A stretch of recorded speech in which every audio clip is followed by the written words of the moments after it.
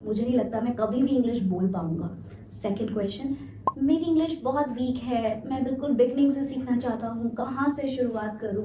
और थर्ड सबसे common question, मैं इंग्लिश पढ़ लेता हूँ, समझ लेता हूँ, लिख लेता हूँ, पर बोलने में बहुत हेजिटेशन होती है, बहुत डर लगता है। कभी बोलने की कोशिश करता हूँ, मैं बीच में रुक जाता हूँ, उससे मेरा कॉन्फिडेंस बिल्कुल कोलैप्स हो जाता है। क्या फीजिबल सॉल्यूशंस होने चाहिए? इस वीडियो के एंड होने तक आपके स्पोकन इंग्लिश से रिलेटेड 99% डाउट्स बिल्कुल क्लियर हो जाएंगे, क्योंकि मैं आपके साथ एक प्रॉपर गाइड शेयर करना चाहती हूँ 3 स्टेप्स की, जो इंग्लिश सीखने से बोलने तक की जर्नी आपको तय करने में मदद करेगी। क्योंकि मैं आपके साथ अपने 10 सालों का एक्सपीरियंस शेयर करने वाली हूँ इंग्लिश सीखने का और सिखाने का। ये एक साइंस है, एक लॉजिकल एक्सप्लेनेशन है कि अगर आपको इंग्लिश लैंग्वेज पर मास्टरी लेनी है तो एग्जैक्टली किन स्टेप्स से होकर जाना पड़ेगा। आप बस पूरी शिद्दत से उन स्टेप्स को फॉलो कीजिएगा और अपनी इंग्लिश फ्लुएंसी को बिल्ड होते देखिएगा। चलिए वीडियो शुरू करते हैं। अगर आप एडवांस लर्नर हैं तो वीडियो को इस टाइम स्टैम्प से देखना शुरू करें, और अगर आप बिल्कुल बेसिक लेवल से अपनी इंग्लिश को इम्प्रूव करना चाहते हैं तो सबसे पहले डिस्कस करते हैं उस क्वेश्चन का आंसर कि मुझे इंग्लिश बोलने से डर लगता है, मुझे नहीं लगता मैं कभी भी इंग्लिश बोल पाऊंगा। ये आप खुद डिसाइड करें ये स्टोरी सुनकर। एक बार मिस्टर शौकीन के पास, आप जानते हैं ना मिस्टर शौकीन को, उनके बारे में हमने इस कोर्स के डे 1 में जाना था। तो मिस्टर शौकीन के पास उनके मैनेजर आते हैं और वो उनसे कहते हैं कि मिस्टर शौकीन, आपको 10,000 लोगों के सामने इंग्लिश में प्रेजेंटेशन देनी है, आपके पास 15 डेज हैं, आप तैयारी शुरू कर दें। अब मिस्टर शौकीन कहते हैं, इंग्लिश में प्रेजेंटेशन इतने सारे लोगों के सामने? सर मैं नहीं दे पाऊंगा, मैं तो बस अभी इंग्लिश सीख रहा हूँ, मुझे बहुत टाइम लगेगा, ये नहीं हो पाएगा मुझसे।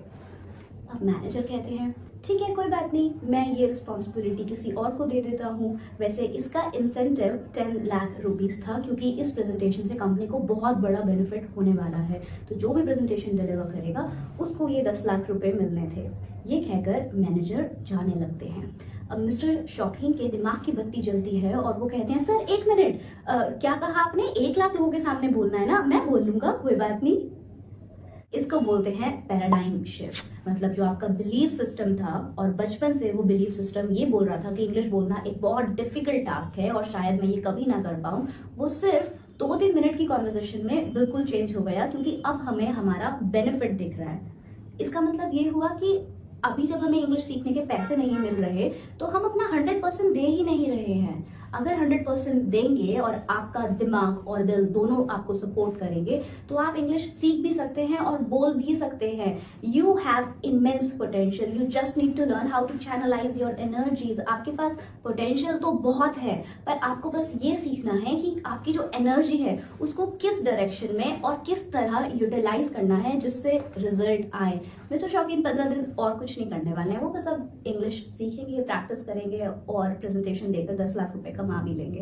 पर आप इन 10 लाख रुपए के बारे में ऐसे सोचें कि अगर एक बार इंग्लिश इंप्रूव हो गई तो आपका सोशल स्टेटस इंप्रूव होगा, आपके पास जॉब अच्छी हो जाएगी, आपका एक ड्रीम कि मैं बहुत फ्लुएंट इंग्लिश बोलूं वो पूरा हो जाएगा। जब आपके पास मोटिव आ गया तो लैंग्वेज सीखना 100% पॉसिबल है। आप क्या करते हैं अगर आप मिस्टर शौकीन की जगह होते? तो यहीं से आते हैं अपने रूल नंबर 1 पर, और रूल नंबर 1 है build your English brain.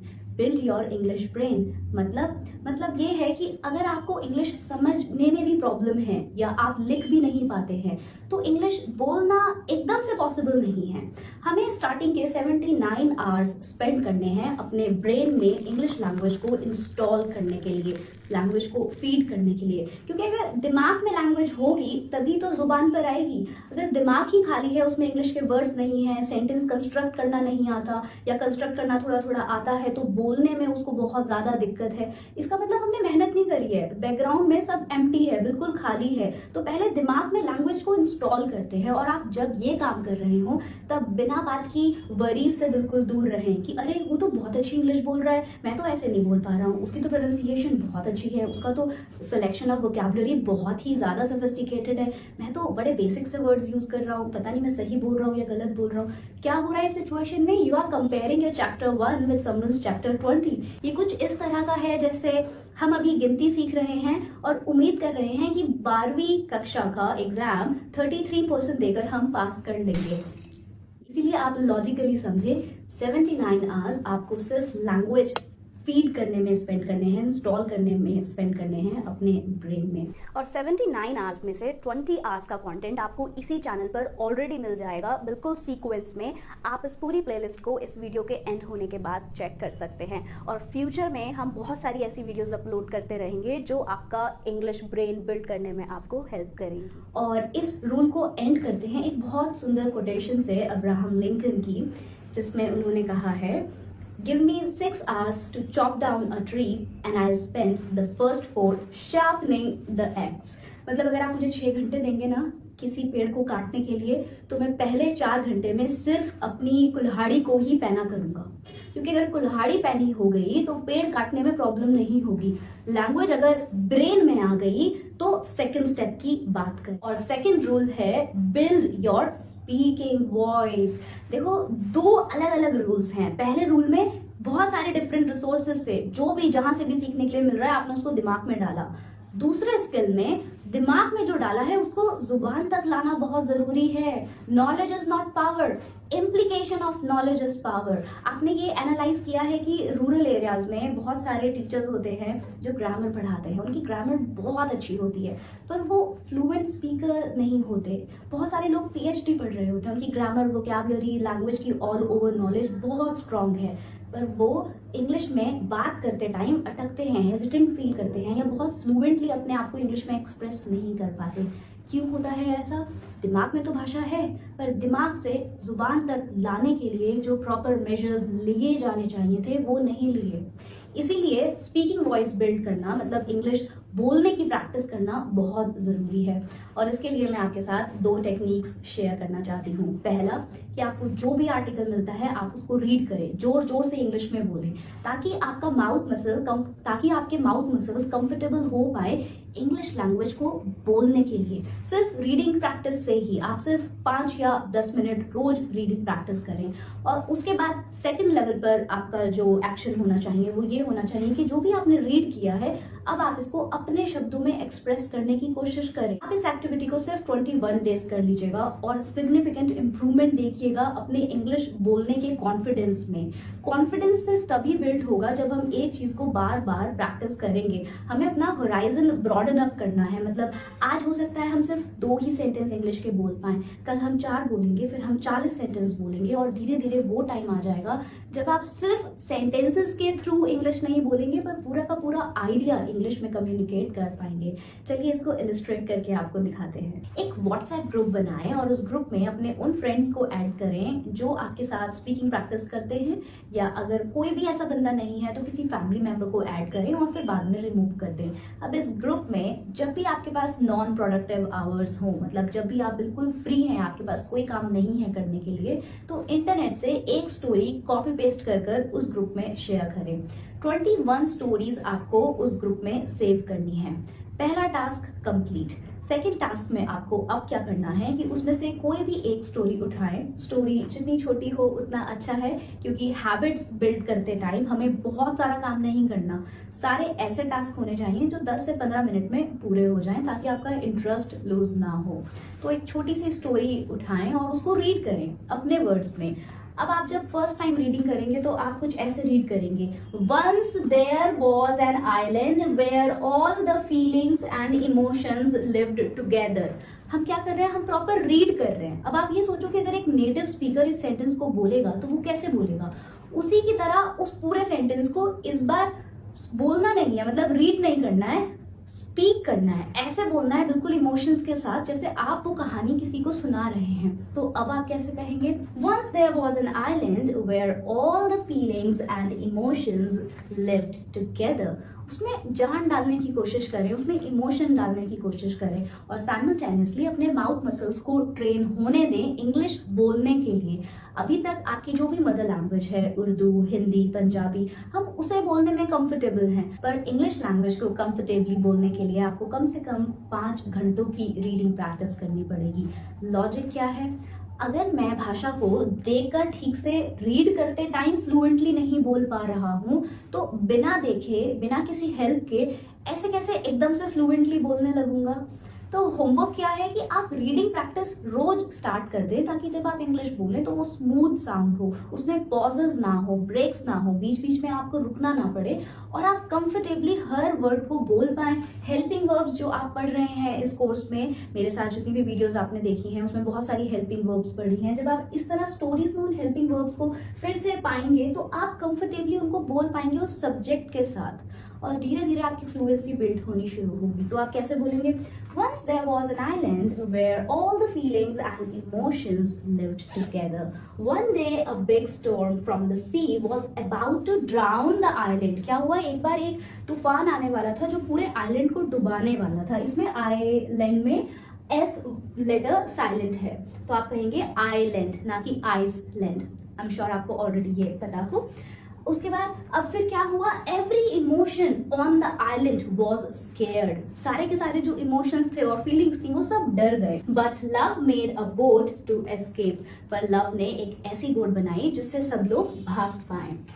All the feelings jumped into the boat except for one. सारी फीलिंग्स ने क्या किया? वो फटाफट से कूदकर बोट में आ गई, सिवाय एक के। एक्सेप्ट मतलब सिवाय एक के।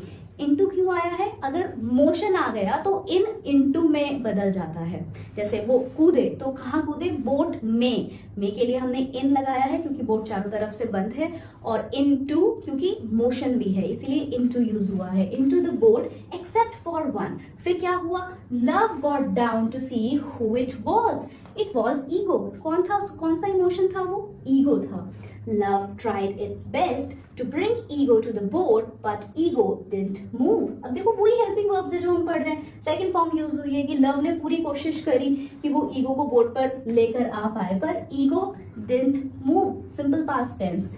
उसके बाद everyone asked love to leave ego and come in the boat, but love was meant to love. पर love किस लिए बना था? सिर्फ प्यार करने के लिए। तो it remained with ego. it क्यों आया है? love ना ही है ना she है, इसीलिए इसके साथ it यूज किया है। it आप एनिमल्स के साथ भी यूज करते हैं। All other feelings were left alive. सारी की सारी जो फीलिंग्स थी वो बोट में बैठकर अलाइव ही वहां से चली गई, जिंदा ही चली गई। But love died because of ego. Love क्यों मर गया? Love died because of ego. Moral है कि अक्सर प्यार मर जाता है ईगो की वजह से। हम अपने बहुत बेस्ट फ्रेंड से इसलिए बात नहीं करते क्योंकि हमारी ईगो बीच में आ जाती है, सारे इमोशंस हम भूल जाते हैं और ईगो की वजह से अपने बेस्ट फ्रेंड से बात करना बंद कर देते हैं। तो अगर ऐसा हुआ है तो प्लीज ऐसा ना करें। अब आते हैं टेक्निक पर। पूरी स्टोरी मेरे माइंड में आ गई है, आपके पास बिल्कुल क्लैरिटी है थॉट्स की कि मुझे बोलना क्या है। इसी नोट पर एक छोटी सी बात मैं आपके साथ और डिस्कस करना चाहती हूँ। देखो क्या होता है, कई बार हम ब्लैंक इसलिए फील नहीं करते कि हमारे पास शब्द या ग्रामर नहीं है। हम ब्लैंक इसलिए फील करते हैं क्योंकि हमें ये नहीं पता होता कि बोलना क्या है। तो क्लैरिटी ऑफ थॉट्स बिल्ड करने में भी आपको मदद करेगी ये एक एक्सरसाइज, जिसकी मदद से आप अपने दिमाग को कहोगे देखो ये सारी इन्फॉर्मेशन है, सारी इन्फॉर्मेशन आपने फीड कर ली है, अब इसको आप बोलने की प्रैक्टिस करो। तो अगर आपसे कोई अचानक से कोई क्वेश्चन भी पूछता है तब उसमें भी हम क्या करते हैं, हम एकदम से डर जाते हैं कि इसने इंग्लिश बोली है। इस फियर को भी हम बीट सिर्फ इसी एक्सरसाइज से कर सकते हैं, क्योंकि हम अपने ब्रेन को इस तरह से डेवलप कर रहे हैं कि जो इन्फॉर्मेशन मेरे पास है वो मैं इंग्लिश में अपने वर्ड्स में एक्सप्लेन कर पाऊं। अब आप अपनी आंखें बंद करें और जो भी स्टोरी में आपने सुना है उसको अपने शब्दों में बयां करने की कोशिश करें। नहीं होगा फिर से स्टोरी रीड करें, फिर से एक्सप्लेन करें। जैसे once there was an island where all the feelings and emotions lived happily. One day, storm was about to hit the island, and all the feelings and emotions out there got scared. They were trembling out of fear. अब इसमें ये नहीं है कि जो exact मैंने पढ़ा है मुझे वो ही बोलना है। आप वो बोले जो आपके माइंड में आ रहा है उस टाइम, क्योंकि हमें कोई मगअप तो नहीं करनी है स्टोरी, हमें तो एक हैबिट बिल्ड करनी है इंग्लिश बोलने की। और क्योंकि हमें रोज रोज ये नहीं पता कि अब किस बारे में अचानक से इंग्लिश बोलने लगे, तो हमने क्या किया, हमने कंटेंट भी इंटरनेट से ले लिया। अब हमने माइंड्स को बस थॉट्स दे दी हैं और माइंड उन थॉट्स को कम्युनिकेट करने की कोशिश करेगा। पहले दिन शायद आप स्टोरी को बहुत बुरे तरीके से बोलें, अगले दिन वो थोड़ा बेहतर होगा, उसके बाद वो और बेटर होगा, और विद इन 21 डेज आप देखेंगे कि आप पूरी स्टोरी को इजीली आर्टिकुलेट कर पा रहे हैं without getting lost, without feeling hesitant, without feeling unconfident, and this is how you will be able to beat the fear of public speaking. इसी तरह आप पब्लिक स्पीकिंग के अपने फियर को बीट करेंगे। जितनी प्रैक्टिस उतना जल्दी रिजल्ट, जितनी प्रैक्टिस उतना अच्छा रिजल्ट, जितनी प्रैक्टिस उतने अच्छे आप speaker. Rule number 3, no one is born perfect. मतलब कोई भी बिल्कुल परफेक्ट पैदा नहीं हुआ है, हमें परफेक्ट बनना पड़ता है। इंग्लिश लैंग्वेज कोई टैलेंट नहीं है, ये एक स्किल है और लर्नेबल स्किल है, आप इसे सीख सकते हैं। अब काफ़ी सारे लोग बोलते हैं मैं इंग्लिश सिर्फ इसलिए नहीं बोल पाता हूँ क्योंकि मुझे डर लगता है कि मैं शायद गलत बोलूँगा। जब मैंने ये YouTube चैनल शुरू किया था 3-4 साल पहले, तो इस पर बहुत सारी वीडियोस अपलोड करी थी, पर उस पर व्यूज़ नहीं आते थे, डिसलाइक्स आते थे और कमेंट करते थे बस मेरे एक्स स्टूडेंट्स जो मुझे बहुत सारा प्यार करते थे। तो अगर मेरी वीडियोस को किसी ने पसंद नहीं किया या मैंने बहुत बुरी वीडियोस बनाई और मैं वीडियो बनाना बंद कर देती, तो क्या मैं आज इस लेवल पर आ पाती कि आप लोगों का इतना सारा प्यार मैं ले पाती? मैं कितनी बड़ी अपॉर्चुनिटी छोड़ देती अगर मैं तब वीडियोस बनाना बंद कर देती। वो बात अलग है कि स्टार्टिंग वाली वीडियोस सच में अभी तक अनलिस्टेड है, मुझे वो खुद वीडियोस देखना बहुत बुरा लगता है, मुझे लगता ही नहीं कि ये मैं बोल रही हूँ ऐसे बिल्कुल बच्चों की तरह। तो वो वीडियोस छुपी हुई हैं, वो कभी कोई नहीं देख पाएगा अब, क्योंकि उस पर बहुत सारे डिसलाइक्स हैं और लोगों ने एग्जैक्टली लिखा है कि तुम्हें वीडियोस नहीं बनानी चाहिए। क्योंकि वीडियो मेकिंग एक डिफरेंट स्किल है। क्लासरूम में पढ़ाना एक अलग चीज़ है, पर वीडियोस के थ्रू पढ़ाना एक अलग स्किल है जिसको सीखने में मुझे बहुत मेहनत लगी थी। पर अगर मैं वो गंदी वीडियोस ना बनाती तो मैं आज ये अच्छी वीडियोस ना बना पाती। तो अगर आप सोच रहे हैं कि मैं बुरी इंग्लिश नहीं बोलूँगा, अच्छी ही इंग्लिश बोलूँगा, ऐसा हो ही नहीं पाएगा।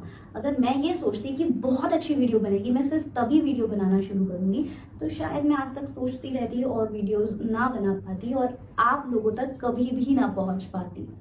तो सिंपल रूल ये है कि failure is not the opposite of success, it's a part of success. मतलब अगर आप फेल हो रहे हो, इसका मतलब है कि आप बिल्कुल सही रास्ते पर हैं। चलते रहें, धीरे धीरे इवेंचुअली आप अपनी डेस्टिनेशन पर जरूर पहुंच जाएंगे। तो प्लीज इस बात को एक्सेप्ट कर ले कि जब आप इंग्लिश बोलना शुरू करेंगे, बेसिक ग्रामर सीखी, उसके बाद हमने क्या सीखा, हमने अपनी स्पीकिंग वॉइस बिल्ड करी। 3rd लेवल पर अब आपको सीखना है कि आप अपने एंजाइटी लेवल्स को कैसे मैनेज करेंगे। देखो, जब मैं वीडियोस बनाती हूँ मुझे भी डर लगता है कि क्या बोलना है, कुछ गलत ना बोल दूँ, कैसे प्रेजेंट करना है खुद को, या कभी सेमिनार्स देने जाती हूँ तब भी डर लगता है। ये इंसान का नेचर है, हर किसी को डर लगता है जब भी वो कोई ऐसा काम करता है जिससे उसे अपने कंफर्ट लेवल से बाहर आना होता है। हर बंदे को डर लगता है। प्रैक्टिस कर करके डर थोड़ा थोड़ा कम होता रहता है, पर इनिशियली मेरे भी लेग्स ऐसे शेक करते थे प्रेजेंटेशन देते टाइम कॉर्पोरेट एम्प्लॉयज के सामने। पर मैंने उस टाइम उस डर को फेस किया, एम्ब्रेस करा, उस डर को ओवर पावर किया। एक बहुत खूबसूरत कोटेशन है इंग्लिश लैंग्वेज में, the fears you don't face today become your limit tomorrow. आप अगर अपने डर को आज फेस नहीं करेंगे तो कल वही आपकी लिमिटेशन बन जाएंगे, वो आपको आगे बढ़ने ही नहीं देंगे। तो जो डर आप आज फेस नहीं कर रहे हो, कल वो बहुत बड़ी आपके लिए प्रॉब्लम क्रिएट करने वाला है, आपका रास्ता ब्लॉक करने वाला है। तो आप ये समझिए कि अगर आपको डर लग रहा है तो ये बहुत ऑब्वियस है। आपको ग्रामर और वोकैबुलरी हर कोई पढ़ा रहा है, पर कोई इस बारे में बात नहीं कर रहा है कि डर लगना ऑब्वियस है, नॉर्मल है, और आपको इस डर से धीरे धीरे ही कंफर्टेबल होना पड़ेगा। जितनी आप प्रैक्टिस करेंगे उतना ही आपका कॉन्फिडेंस लेवल धीरे धीरे बिल्ड होगा। एकदम से अगर मैं सोचूं कि मैं आज ही बिल्कुल कॉन्फिडेंटली इंग्लिश में स्पीचेस या प्रेजेंटेशंस दूंगी, ये पॉसिबल नहीं है। I have been teaching English for more than 10 years now, and now I have come to this level that okay I could speak in front of anyone and everyone, but it required a lot of efforts, lot of hard work. बहुत बहुत बहुत मेहनत करने के बाद ये level आया है। और अच्छी बात पता है क्या है, आपको इंग्लिश ट्रेनर नहीं बनना है, आपको तो बस काम चलाओ रोज बोली जाने वाली इंग्लिश सीखनी है। अब उसमें अगर अ की जगह एन लगा दिया या द की जगह दी बोल दिया, दी की जगह द बोल दिया, किसी को कोई फर्क नहीं पड़ेगा। अगर आप जॉब इंटरव्यू के लिए जा रहे हैं तो इंटरव्यूअर बस आपसे ये एक्सपेक्ट करता है कि बेसिक इंग्लिश की हेल्प से आप अपने आप को ईजिली इंग्लिश में एक्सप्रेस कर पाएं। वो ये उम्मीद बिल्कुल नहीं कर रहा कि आप बहुत एडवांस्ड इंग्लिश के एक्सप्रेशंस यूज करें, बहुत डिफिकल्ट फ्रेजल वर्ब्स या कोई ऐसे इडियम्स बोल दें। वो ऐसा आपसे बिल्कुल एक्सपेक्ट नहीं कर रहा है। वो कह रहा है कि अगर बातचीत इंग्लिश भाषा में हो रही है तो आप जो कहना चाहते हैं वो आसान शब्दों में कह पाएं, कस्टमर आपकी बात समझ पाए, आप कस्टमर की प्रॉब्लम समझ पाएं और इजी इंग्लिश लैंग्वेज में उस प्रॉब्लम को सॉल्व कर पाएं।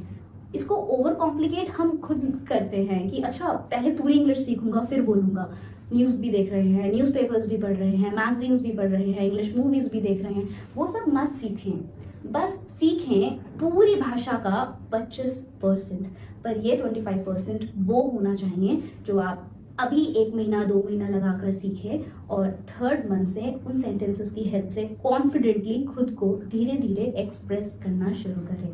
एक लास्ट स्टेप वीडियो को एंड करने से पहले कि जब आप इंग्लिश बोलना शुरू करें तो बहुत हाई रेट ऑफ स्पीच ना हो आपकी, बहुत जल्दी जल्दी बोलने की कोशिश ना करें, बहुत धीरे कर दें अपनी रेट ऑफ स्पीच को। जैसे अगर मैं आपसे बोलना चाहती हूँ कि मैं आपसे कल मिलूंगी तो मैं कहूँगी okay then I will meet you tomorrow, instead of saying okay then I'll meet you tomorrow। ऐसे कोई हेजिटेशन नहीं है, कोई पैनिक नहीं करना है आपको। Slow it down, don't rush through your sentences, take proper pauses, enjoy what you are speaking. जो बोल रहे हो उसको एंजॉय करो। विल पढ़ा है, सेंटेंस बोलने में प्रॉब्लम हो ही नहीं सकती, पर धीरे बोलें। Okay I will see you tomorrow then, alright then I'll see you tomorrow, not tomorrow actually maybe in a couple of days। 1-2 दिन में आपसे फिर मिलते हैं नई वीडियो के साथ गेट के ऊपर, जैसा कि आप में से बहुत सारे लोगों ने रिक्वेस्ट किया है। बाकी कमेंट सेक्शन में मेरे को फटाफट से ये बताएं कि क्या स्पोकन इंग्लिश से रिलेटेड आपके 99% डाउट्स क्लियर हो गए हैं, और जो 1% डाउट्स रह गए हैं उन्हें भी कमेंट सेक्शन में मेरे लिए ज़रूर लिख दें। आने वाली वीडियोज़ में मैं उन्हें ज़रूर एड्रेस करूँ।